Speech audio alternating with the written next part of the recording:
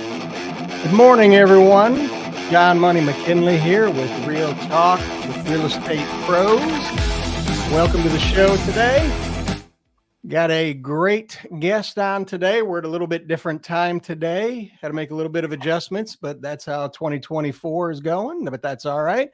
I've got Austin Jones on with us today, who's going to be sharing a lot of great insight with us on what him and his team sees happening here in the wonderful world of real estate in the Houston market.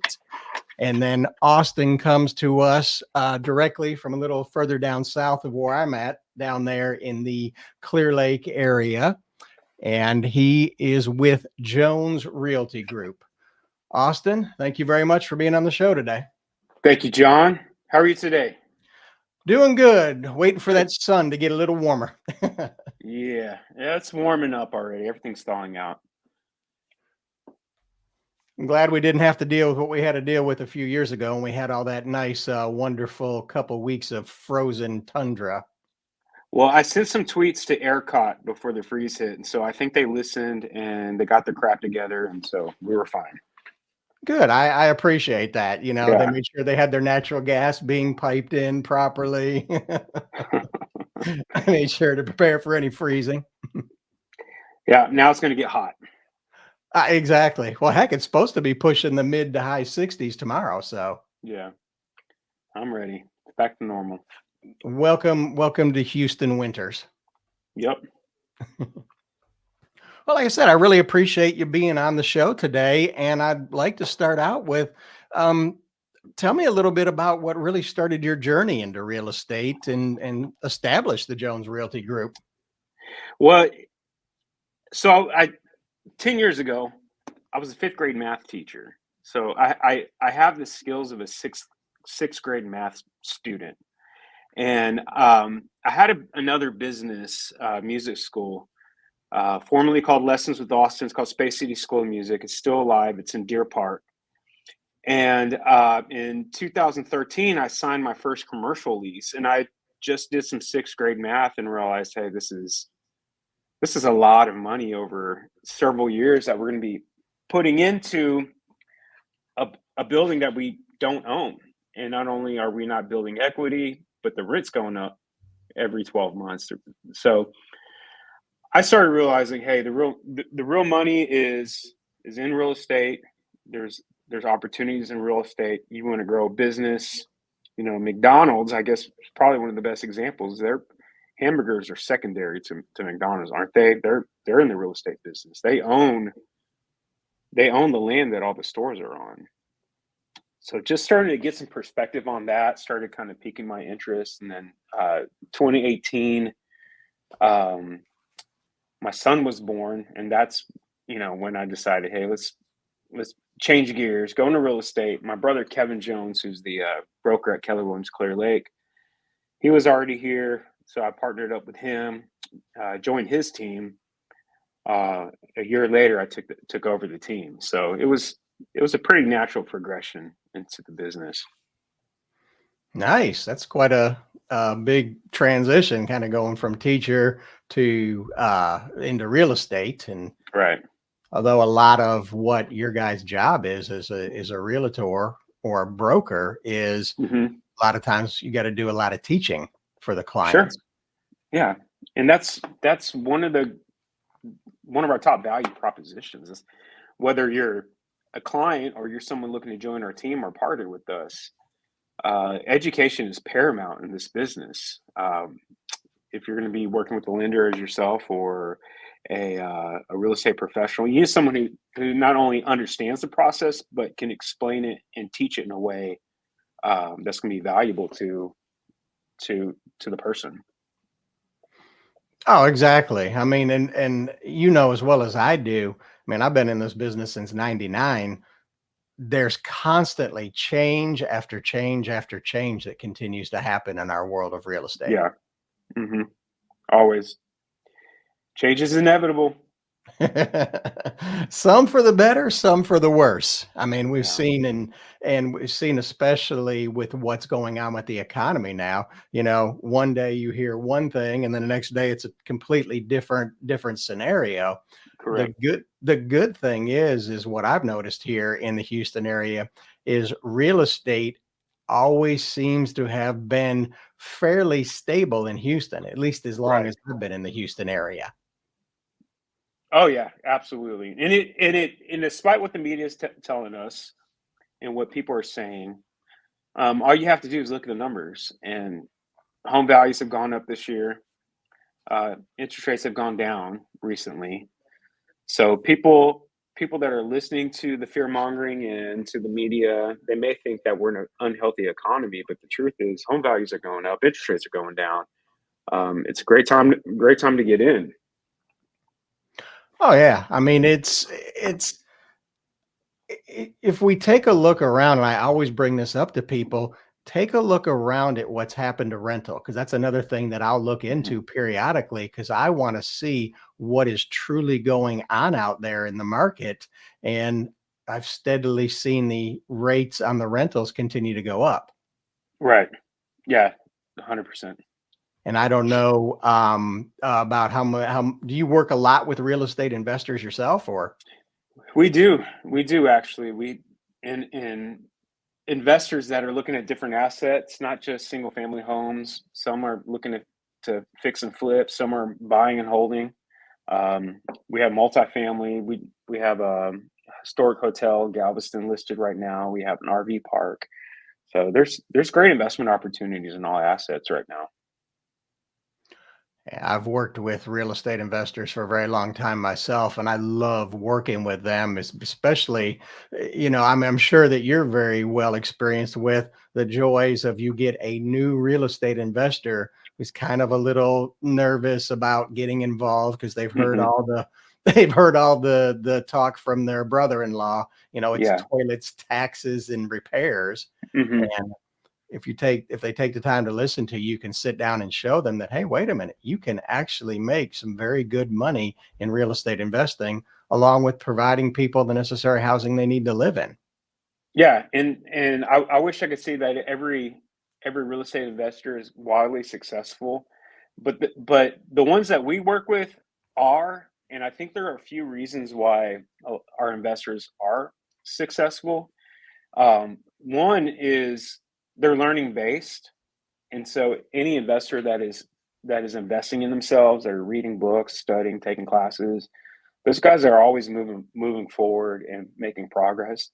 Another thing that you'll find with successful investors is that they're systems based. And so what I mean by that is, yeah, toilet and taxes, that can be scary. It's annoying if you're not prepared for it. It comes out of nowhere, fixing plumbing. And but if you have a system in place, if you have a process and you're anticipating issues, like that's part of the game. People that have a system for dealing with those issues, they're generally pretty happy. They're very satisfied, and they're moving forward, and they're buying more properties. Oh, yeah. I've got multiple investors I've worked with all the way back since the early 2000s before the last great mortgage meltdown, that when they first came to me, they had nothing. I've got Hmm. one investor in particular. Now him and his wife own over 100 single families as well as multiple multifamily. Right. Yeah. They were living in an apartment when I first met them. It's possible. There is a way. And they didn't even come from here from the States. I mean, Yeah. these folks, it's amazing. You see a lot of these people, they come over here from other countries and they put their head down and kind of look at the rules and go, okay, show me what to do. Show me the rules and let me go to work. Yeah. And that's the power of living life without assumption. You don't just assume, oh, I can't afford it. I'll never be able to own something like that. We have people that come into the country, people that are not born into wealth, people that start off with absolutely nothing, and they ask them one of the most important questions is how. Like, how is this possible? Because it is being done, and so um, success leaves clues. We're in an industry where we see a lot of people being very successful with this, and so there is a process, there is a way to build some significant wealth through the power of real estate as well as leave a legacy. Oh yeah, that's the beauty behind the real estate is every time your tenant makes a payment, they're paying down the principal on your property, and you are continuing to gain more equity in that property through principal pay down, through your tenants paying down on what they need to pay down as far as with their monthly rent, Hmm. and you're also getting cash flow. Yes, That is 100%. that is the big item there. And every investor, and I'm sure you're the same way when you're working with your investors, if it's not cash flowing, there's really no reason to buy it. Yeah, yeah, yeah, absolutely. I mean, it's important that you have both a cash flowing asset, that's going to position you to move forward and purchase more properties, but it's also important to have an asset that is going to appreciate, that's going to, because you don't want to be forced to hold something. If you end up not wanting to hold it, you can't sell it for a profit. That's, we don't want any of our people to find themselves in that position either. Well, exactly. And the good thing too is when people have an experienced agent as yourself, an expert that can really study and analyze what's going on, because you guys have the access to information and the experience to be able to look at what's happening, where these markets are trending, where they've been, and where they're going. And Right. this is another reason I'm so glad that you were able to make it on the show today. Is I want to give my audience that's listening to this show or listening to the rebroadcast, please feel free to share this with your friends and family so they can get a better idea and an understanding, and know that there is a source out there for people to actually find out what's going on. Because as well as I do, Austin, you turn on the television, you got actors talking to you Hmm. about what they were told to tell you. Right. Yeah, 100%, 100%. And it's not, there's such a critical importance of building a relationship and having a two-way conversation where you're asking great questions, you're digging deep, you're prodding, and you're not just spewing off information, because um, everyone's in a different position, and it's important that we understand where people are coming from. Um, because a lot of times, I don't know about you, but I'm guilty of, if I find myself face to face with an excessive talker, maybe it's somebody who's incredibly smart and knows a lot about what they're saying, however, they're not pausing to breathe. I just nod my head. Even if I get lost, which I usually do, if somebody's just, after about 3 or 4 minutes of somebody blabbering on, I'll just nod my head. But the reason we do that is we're being polite, and people do that to us too, right? They don't always they don't they don't always follow us, even though we think they're following us. So that's why it's so critical for us to pause, ask great questions, check for understanding. I learned that as a fifth grade teacher, and I found that that's just as critical with adults as it is with fifth graders. Well, there's in today's time, a lot of people, and I'm sure you learned this too, especially when you got into the world of real estate, we were given one mouth and two ears. Use them in proportion to, got to Yeah, spend more time listening. And it's yeah, good to hear someone like yourself that can let the folks know, hey, there are people out there that will listen to what you have going on and help you find the home that's going to work for you and your family. 100%, absolutely. I mean, let me ask you this. How many times have you been working with a family and they come to you in the beginning, hey, Austin, this is what we want. This is what we got going on. This is where we're at. And then you take the time to dig deeper into what's going on, and everything gets completely changed, and you're able to put something together that it may be different than what they originally came to you for, but that actually fits better for their situation. Exactly, 100%. Or the opposite, when I just made an assumption, and a buyer, say somebody's wanting to buy a house, I had this situation. One of my very first clients that I ever had a chance to work with, she said, one thing that's important to me is that I have a house that has a detached garage. And so I just write the notes. Okay, anything else? And she's like, I want a 1-story. I want something that has 4 bedrooms. And I'm not asking questions. And one of the things that was very unique is I want a house that has a detached garage.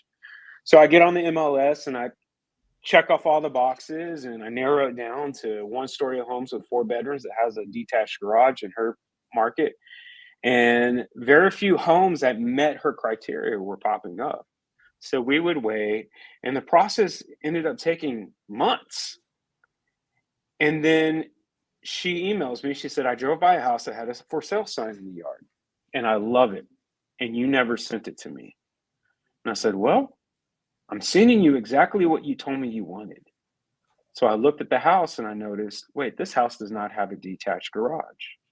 And I asked her, you told me you wanted a house with a detached garage. Why do you like this house?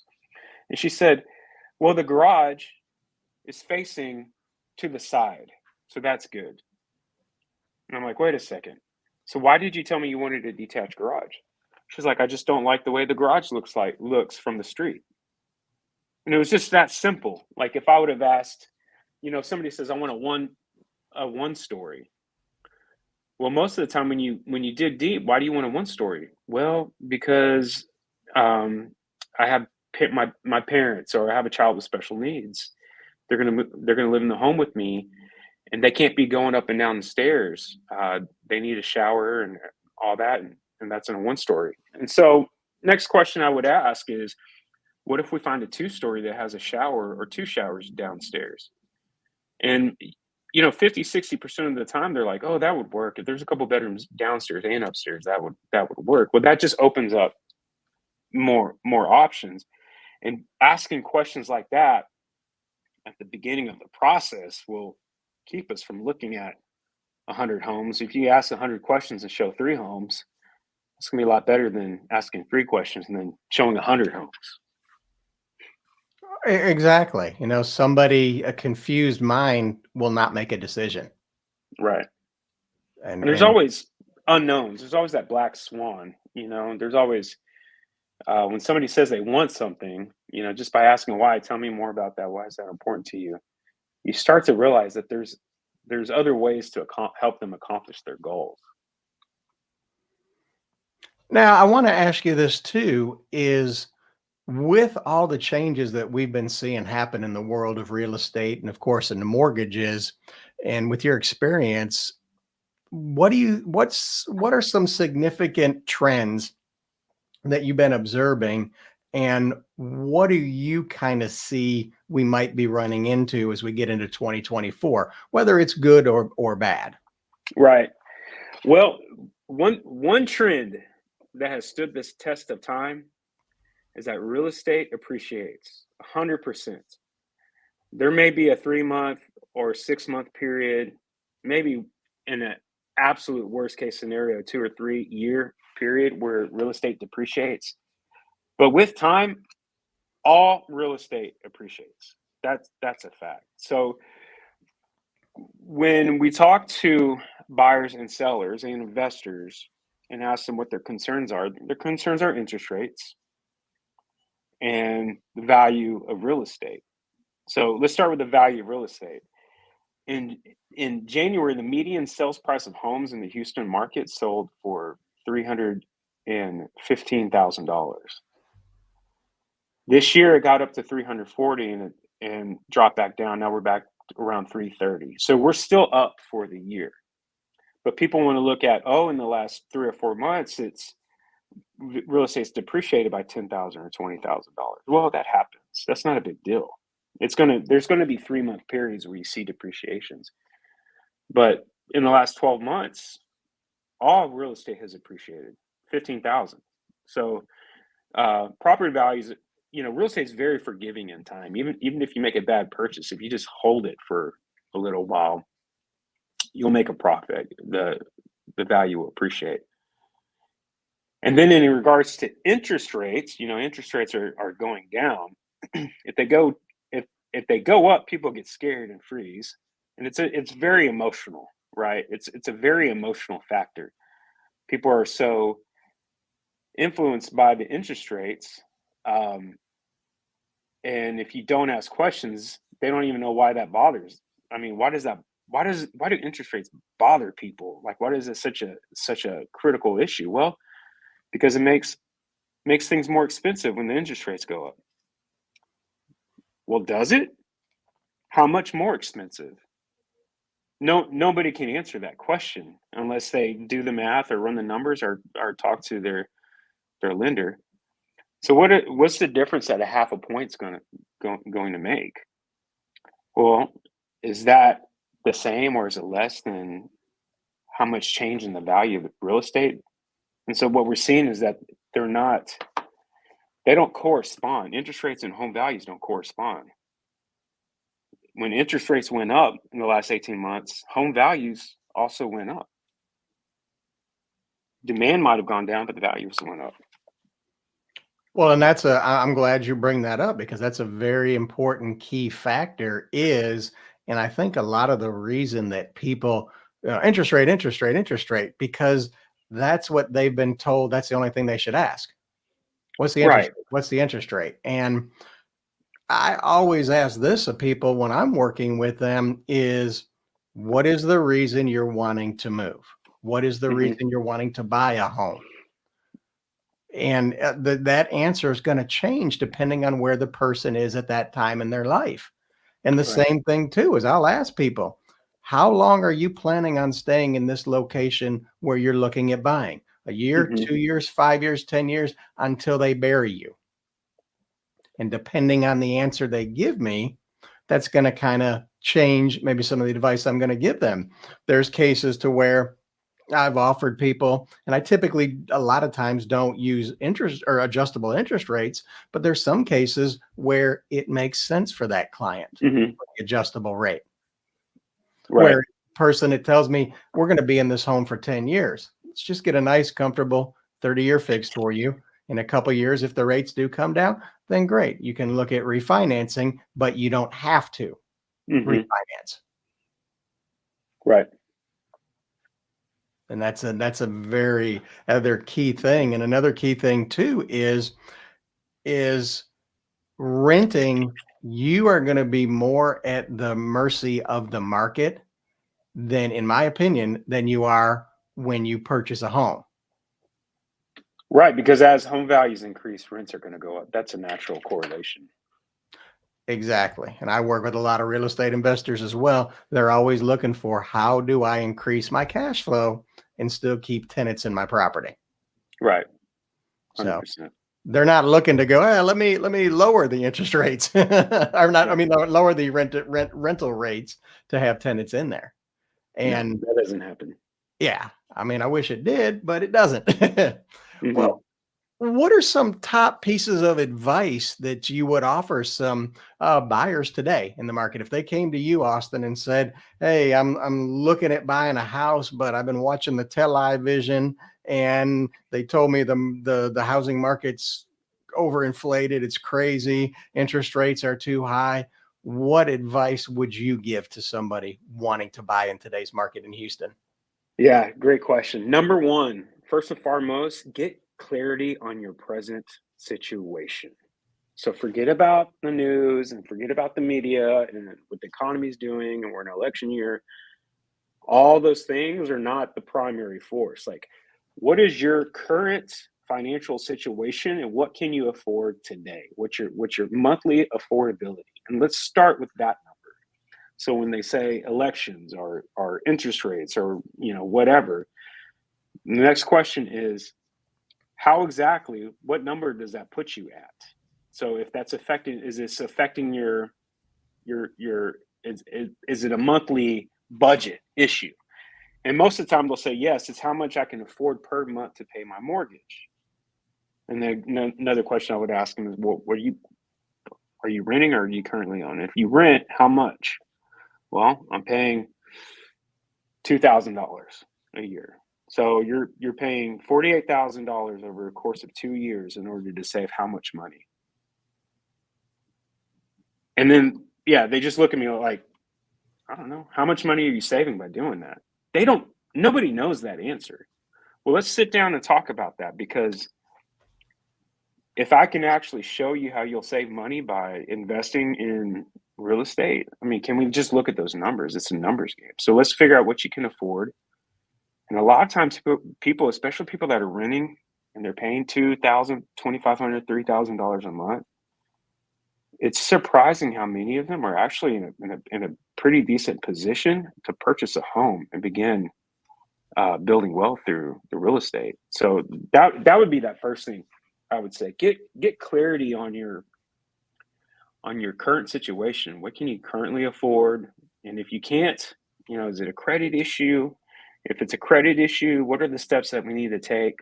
Let's get on a plan. Get on a plan. Don't be the victim of the economy. Don't be a victim of the how interest rates, or all the different factors that people like to blame on. Get clarity on your circumstance, and then let's come up with a plan that works for you. Oh, I look at what these rental rates folks are having. Like when I'm helping people that are in rentals now, and I'm talking apartments are over $2,000 a month now.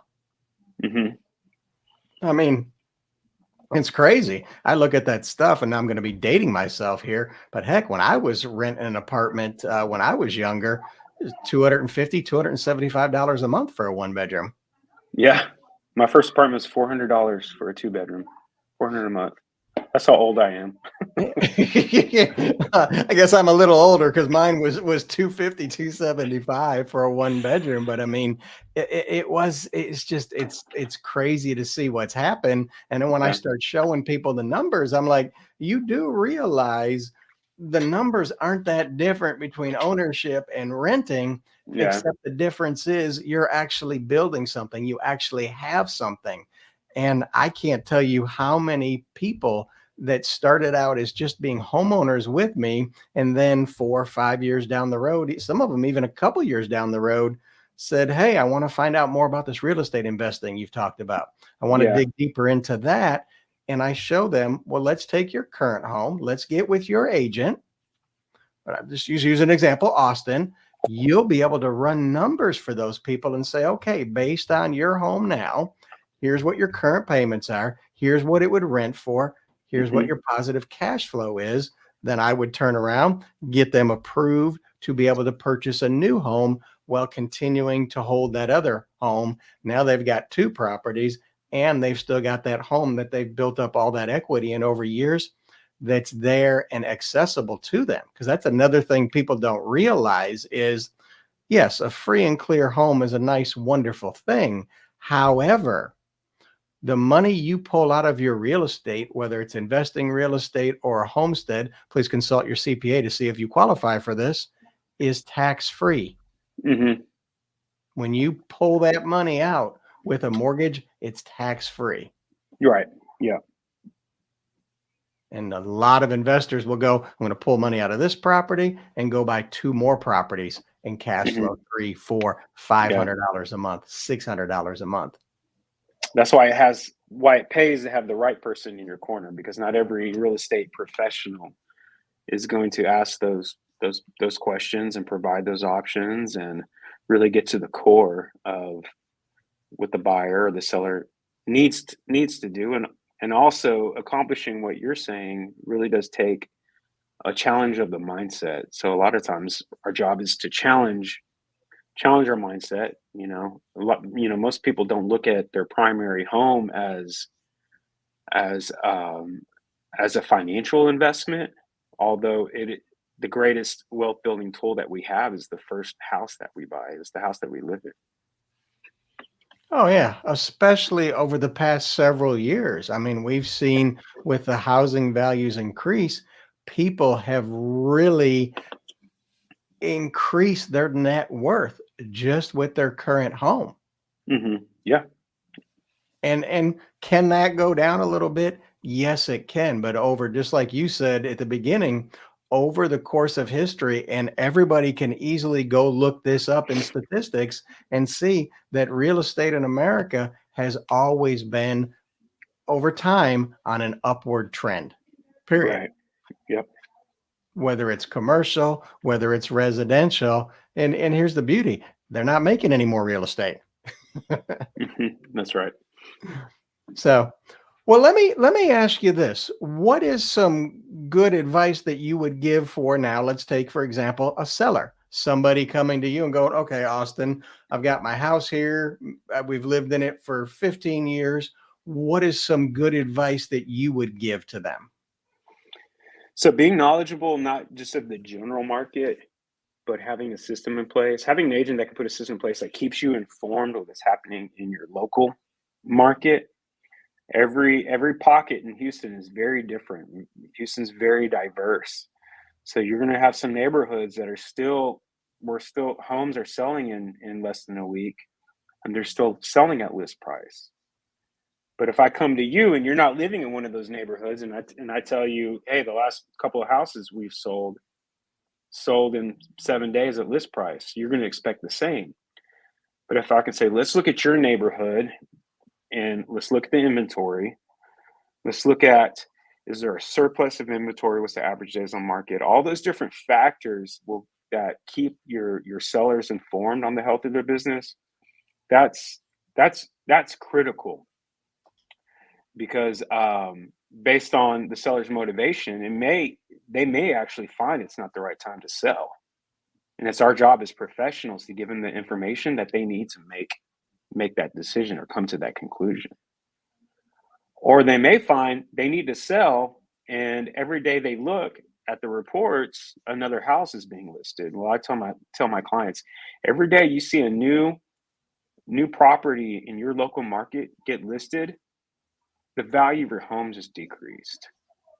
And every time a home in your market has sold, the value of your home has increased. So as long as homes are selling faster than they're being listed, which, by the way, right now in Houston, they're not. There's still three homes are selling. Excuse me, 2 homes are selling for every 3 that are being listed. So terminated expires, withdrawals are going up. So, but that doesn't matter overall. What matters is your local market. So being informed is critical, so you can make the right decisions. Well, another important thing too, and I think a lot of people got spoiled when days on the market inventory was a week and a half. You know, Mm-hmm. that is not a healthy market.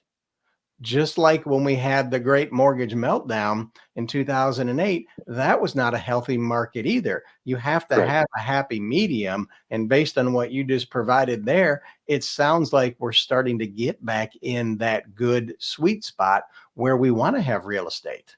Mm-hmm. Yeah, I would agree with that. And let's be completely honest, okay? Interest rates at 2 and 3% for homes is not a realistic number. And a lot of us got spoiled by those low interest rates.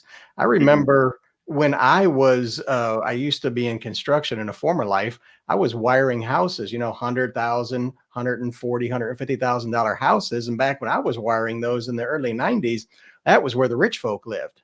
Mm-hmm. But those interest rates those people were getting then were in the nines, Right.